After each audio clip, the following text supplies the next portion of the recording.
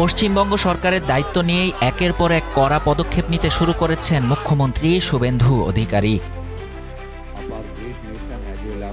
সরকারি কর্মকর্তা কর্মচারীদের পূর্ব অনুমতি ছাড়া গণমাধ্যমের সঙ্গে কথা বলা ও গণমাধ্যম আয়োজিত অনুষ্ঠানে উপস্থিত থাকার ক্ষেত্রে নিষেধাজ্ঞা জারি করা হয়েছে।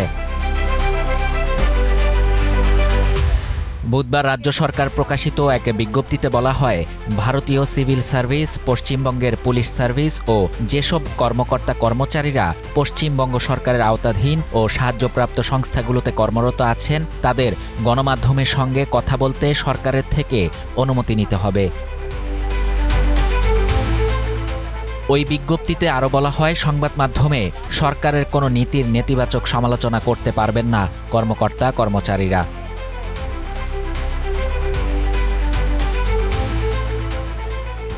এদিকে এই বিজ্ঞপ্তি নিয়ে ইতোমধ্যে সমালোচনার ঝড় উঠেছে সোশ্যাল মিডিয়াতে।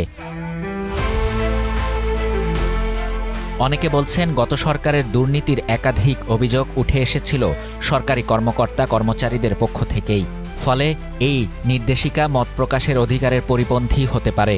যদিও বিজেপির পার্টির ঘনিষ্ঠ মহলের ব্যক্তিরা জানিয়েছেন, এই নিয়ম নতুন নয়। 1976 সাল থেকেই সরকারি কর্মকর্তা কর্মচারীদের জন্য এই নিয়ম চালু আছে।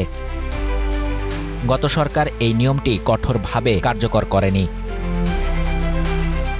শাহরিয়ার শাফাত, বাংলা নিউজ 24।